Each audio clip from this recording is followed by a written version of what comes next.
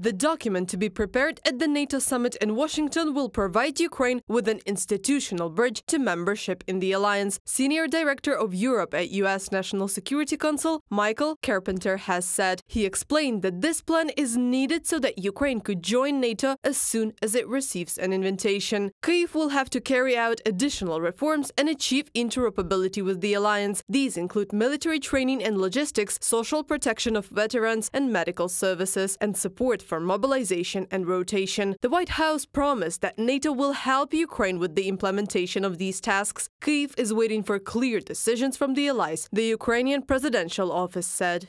I think the summit deserves to have a strong decision, including on Ukraine, because if you're having a lack of strong decisions on Ukraine, the summit will be useless. Any decision by NATO takes consensus, and we all know this, and we do understand that maybe this time consensus will be formed again on the last day before the summit. Igor Zhovko, deputy head of the Office of the President of Ukraine, in an interview with Reuters.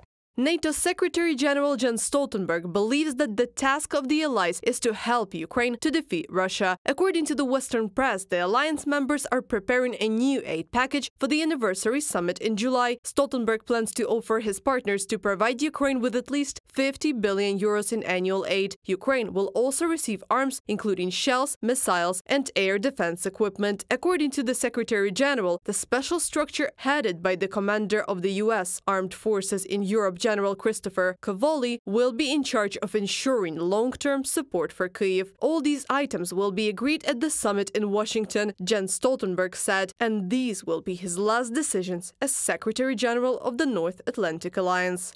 We must ensure that Putin's aggression doesn't pay off, today or in the future.